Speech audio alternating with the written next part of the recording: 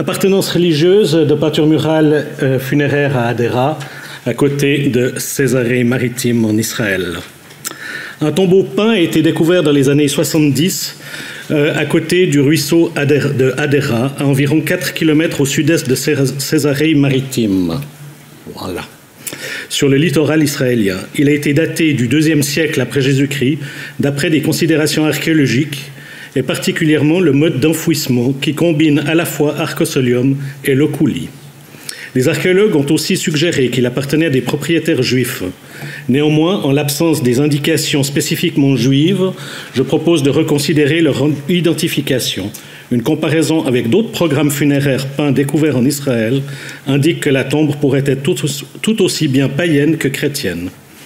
Aucun cliché en couleur n'a été pris et nous n'avons pour base de travail que quelques photos en noir et blanc de qualité moyenne que je vous présenterai ultérieurement, ainsi que la description des archéologues fouilleurs dans leur rapport, malheureusement en hébreu et sans même résumé en anglais. La tombe est composée d'une petite chambre principale qui mesure 2,50 m sur 2,50 m. 4 loculis ont été creusés, 2 dans le mur nord, 2 dans le mur est, ainsi qu'un arcosolium dans le mur ouest. Du plâtre a été appliqué sur les murs et le plafond, ainsi que sur le soffit et les murs de l'arcosolium, et ils ont été peints selon la technique a secco, en rouge et en vert. Elle représente, ces peintures, 2 grands palmiers qui occupent toute la hauteur du mur, chargés de dattes et qui encadrent l'arcosolium. L'arc est entouré de courtes lignes vertes et rouges peintes en diagonale qui formaient probablement une guirlande. La surface du soffit, conservée seulement sur le côté gauche, présente des fleurs rouges non spécifiques au sommet de tiges vertes, et ce même motif de fleurs rouges, peut-être des buissons, apparaît également sur le mur du sarcophage en bas. Une couronne, éventuellement dessinée au compas, occupe la partie centrale de la paroi arrière de l'arcosolium.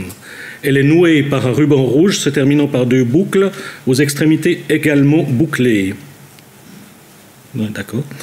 La couronne est encadrée par 2 paires de branches croisées, peut-être des palmes, également liées au centre par un ruban à 2 boucles aux extrémités longues et bouclées. 2 oiseaux. 2 oiseaux ont été peints sur le mur d'entrée. À gauche, sur le côté est, probablement un coq peint en rouge, oui, d'accord. À droite, selon les archéologues, figurait un autre oiseau non identifiable, on comprend. Les fouilleurs ont également signalé les restes de palmiers aux angles des murs des loculis, ainsi que des rubans et des guirlandes au-dessus des loculis. Il est difficile de savoir s'ils voulaient parler de couronne ou de guirlande, et je reviendrai sur cela plus tard. Selon eux, le plafond était également peint de fleurs ressemblant à celles de l'arcosolium. À première vue, la décoration a l'air chrétienne, comme celle que l'on peut voir dans de nombreuses tombes peintes en Israël et autour de la Méditerranée. Par exemple, sur le mur du tombeau du kibbutz Lohameh à Getaot. Voilà. Dans un arcosolium dans le tombeau aux oiseaux de Beit Guvrin et sur le mur du tombeau de Kirbet Oudé, pour n'en citer que quelques-uns. Une couronne entourant un motif est également connue dans les peintures de tombes païennes, par exemple sur le plafond du kibbutz Anita, avec une rosace au centre. Une série de couronnes vide et peinte au-dessus de chaque chapiteau ionique avec une rosette sur les parois du tombeau hellénistique de Macéra. Sur les murs des catacombes juives de Beit Sharim, des couronnes entourant un objet qui ressemble à une rosace apparaissent plusieurs fois. Sur une paroi de l'arcosolium d'une tombe présumée juive à Beit Guvrin, une couronne, peut-être de laurier, entourant une inscription est peinte. Elle est nouée par un ruban qui se termine par des boucles. La couronne est portée vers le haut par des créatures ailées. Oui. Revenons au tombeau de Hadera. Un buisson avec des fleurs rouges non spécifiques au sommet de tiges vertes a survécu sur le côté gauche du soffit de l'arcosolium et peut-être 4 ou davantage sur le mur du sarcophage. Rappelons que selon les archéologues, le plafond était également peint de fleurs similaires. Des fleurs rouges au sommet de buissons apparaissent à Lohamé à Getaot, des deux côtés de la couronne et sur les murs de la tombe chrétienne aux oiseaux de Beit Gouvrin. Des oiseaux donc apparaissent, des deux côtés des oiseaux apparaissent des fleurs rouges, excusez-moi. Le motif de fleurs rouges est connu sur des tombeaux païens comme ceux de Césarée maritime, de Migdal Ashkelon et dans le tombeau aux oiseaux à Jérusalem. Il n'y a pas de fleurs rouges dans les tombeaux peints juifs découverts en Israël, mais on peut en voir sur les parois de la catacombe de Vigna Randanini à Rome, présumée juive. Le motif de palmier couvert de dattes n'apparaît pas seulement sur deux côtés de l'arcosolium du tombeau de Hadera, mais des restes ont été distingués également sur les parois sud et est. Ce motif est connu dans les tombeaux chrétiens. Deux grands palmiers sont placés des deux côtés de la porte à Lohamé Hagetaot et quelques palmiers très stylisés, et voilà, sont peints sur les murs du tombeau au Protomé à Beit Gouvrin. Mais le motif apparaît aussi dans des tombeaux païens comme ceux de Kirbat Humzin, excusez-moi, et de Maresha. Dans les tombeaux juifs israéliens, le palmier n'apparaît qu'une seule fois, le voilà, dans la catacombe de Beit Shearim, où l'arbre fait partie de la celle de Daniel dans la fosse aux lions. Une telle apparition est unique et difficilement explicable, car le palmier n'est pas cité dans le texte biblique. Peut-être symbolise-t-il la Judée, si l'on se réfère à Pline l'Ancien. Ou est-il ici pour rappeler que l'histoire de Daniel a eu lieu en Babylone, là où poussent encore les dates de nos jours? En revanche, ce motif est présent dans un cubiculum de la catacombe de Vigna Randanini à Rome, en Israël, sur plusieurs tombeaux, païens et chrétiens. Des branches, généralement identifiées comme celles de palmiers, se trouvent sur les parties hautes des arcs, comme dans le tombeau païen de Korvat Humzin et dans la tombe chrétienne de Jérusalem. Dans un cas seulement, la tombe païenne de Hanita, on trouve des branches croisées, similaires à celles de Hadera, que j'ai identifiées à celles de l'olivier. Le dernier motif dont je voudrais parler est le coq, qui a été identifié sur le côté gauche du mur d'entrée. L'animal apparaît dans les tombeaux juifs, païens ainsi que chrétiens, comme on peut le voir à Maresha, à Vigna Randanini et dans les tombeaux aux oiseaux de Beit Gouvrin. Selon les archéologues, un autre oiseau occupait la partie droite de l'entrée, mais il était déjà méconnaissable lors de la découverte de la tombe et a complètement disparu depuis.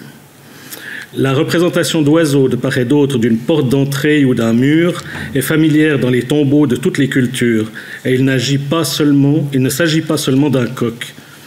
Dans le tombeau juif de Beit Gouvrin, deux pans, un mâle et une femelle, étaient peints sur le mur d'entrée, et dans le tombeau chrétien aux oiseaux également à Beit Gouvrin, deux oiseaux de même espèce et même sexe apparaissent sur chaque côté, sur chacun des trois murs, pan, coq et caille. Dans le tombeau aux oiseaux de Jérusalem se trouvent deux oiseaux sur chaque mur, une colombe et une perdrix, ainsi qu'une variété d'autres oiseaux sur le plafond. Pour résumer, les motifs qui apparaissent à Hadera sont les suivants. Une couronne nouée par un ruban avec boucle, fleurs rouges, palmiers et ses branches croisées, deux oiseaux dont un coq et peut-être une guirlande. Tous ces motifs existent dans les tombes de la région, quelle que soit la religion des défunts. Ils ont tous des significations et des interprétations similaires dans toutes ces cultures. Je voudrais discuter brièvement leur signification. La couronne est le symbole du triomphe sportif devenu dans l'art funéraire païen le triomphe sur la mort. Le même sens leur est donné dans le monde juif et chrétien. Quand un objet,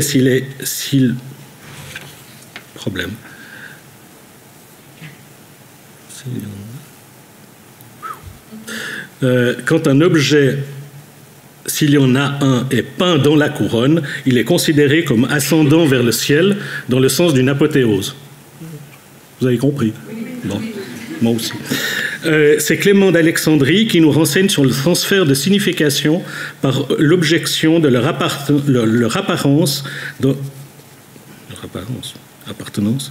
apparition dans les tombes qui les regardent comme une imitation des coutumes païennes.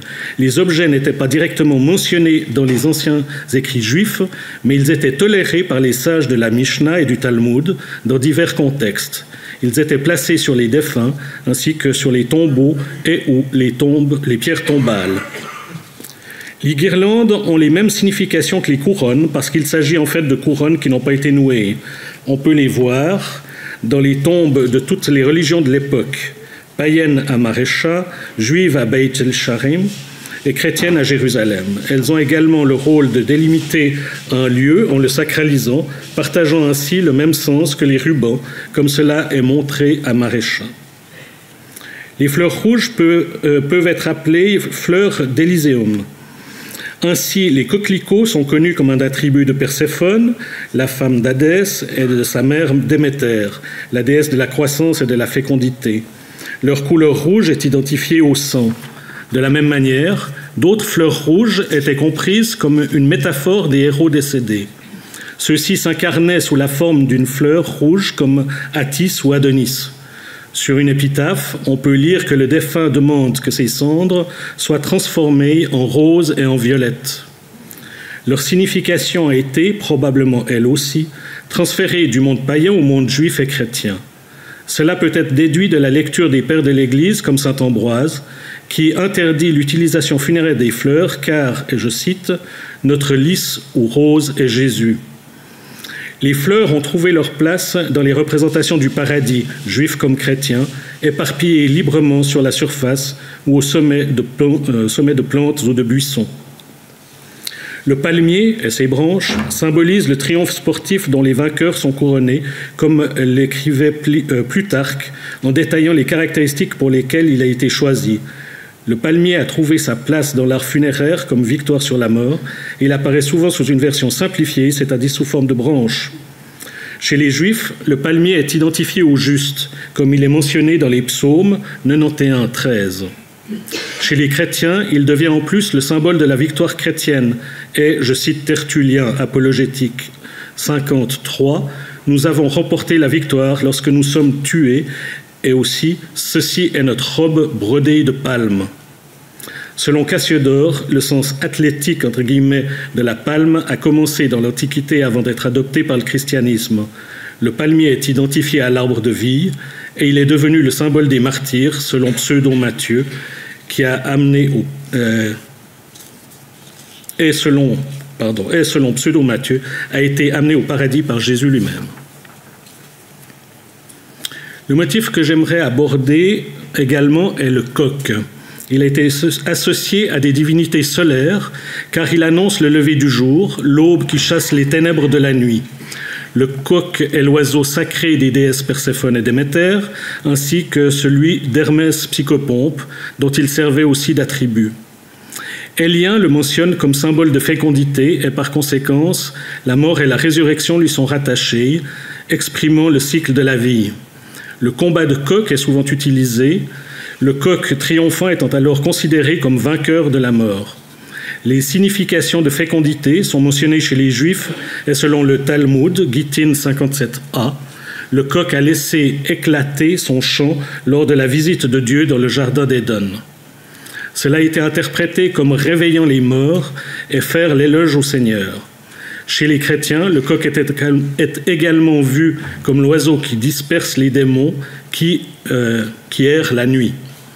Il se disperse et fuit dans la peur à son chant, selon Prudence, qui lui consacre un hymne. Il ajoute que lorsque le coq chante, Jésus est revenu d'entre les morts.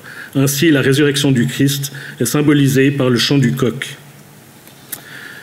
En comparant le tombeau de Hadéra aux autres tombeaux peints israéliens, il est possible de supposer que deux coqs ou une paire de gallinacés comprenant un mâle et une femelle, ou encore un autre oiseau, étaient également peints de chaque côté de la porte.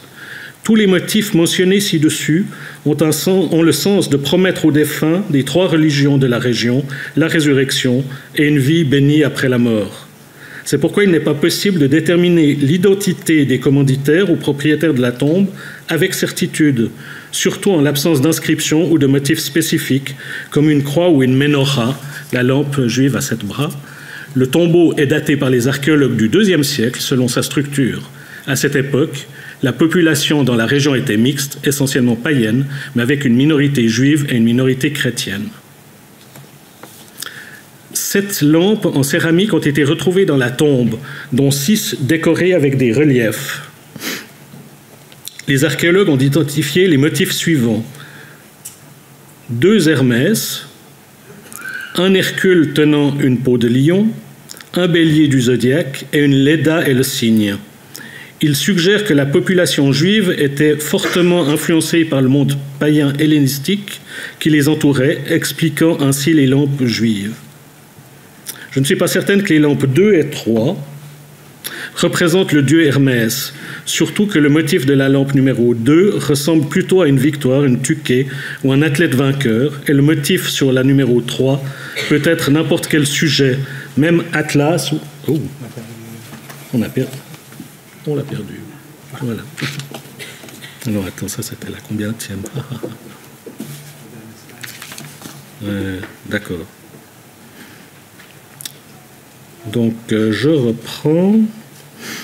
La lampe numéro 2 ressemble plutôt à une victoire tuquée ou un athlète vainqueur, et le numéro 3 peut être n'importe quel sujet, même un atlas ou une personne tenant une cruche. Le bélier gravé sur la lampe numéro 5 n'est pas nécessairement un signe du zodiaque.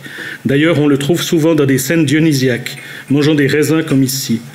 Le Hercule sur la lampe numéro 4 peut aussi être identifié comme une personne qui se déshabille pour aller nager ou se baigner. La seule identification évidente est celle de Léda et du cygne. Vu les identifications correctes ou supposées, celles des archéologues ou les miennes, je ne suis pas du tout persuadé que l'iconographie du tombeau soit incontestablement juive. Il me semble plutôt plausible de la considérer comme païenne. La comparaison du tombeau de Hadera avec les autres tombeaux, particulièrement celui de Lohamé Agetaot, reste néanmoins intrigante, mais l'absence de symboles chrétiens ou juifs, la composition de la population à l'époque et surtout les lampes aux figures mythologiques me font reconnaître le tombeau comme appartenant à une famille païenne. Voilà.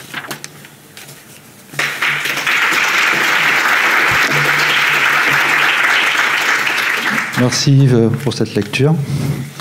Alors ça va être compliqué pour les questions, mais est-ce qu'il y a des remarques, des compléments dans la salle? Oui, juste une remarque concernant l'interprétation du palmier. En reprenant la leçon d'André Grabar, le palmier se dit en grec phénix. Et on le retrouve évidemment dans l'iconographie chrétienne, associé à l'oiseau phénix. Plus qu'être un signe de victoire ou de couronne, c'est avant tout le symbole d'une forme de renaissance, d'une forme d'immortalité. Et ça, plutôt que de citer Tertullien, je pense de revenir à la fonction végétale du phénix qu'on retrouve à Saint-Courmis-d'Amiens à Rome, avec le phénix, oiseau posé sur le phénix végétal, avec le Christ de la seconde parousie à côté, est évidente. Donc je pense qu'il faudrait rajouter cet aspect d'immortalité et de retour à la vie, qui évidemment renforce cette idée qui était commune aux cultures païennes, juives et chrétiennes.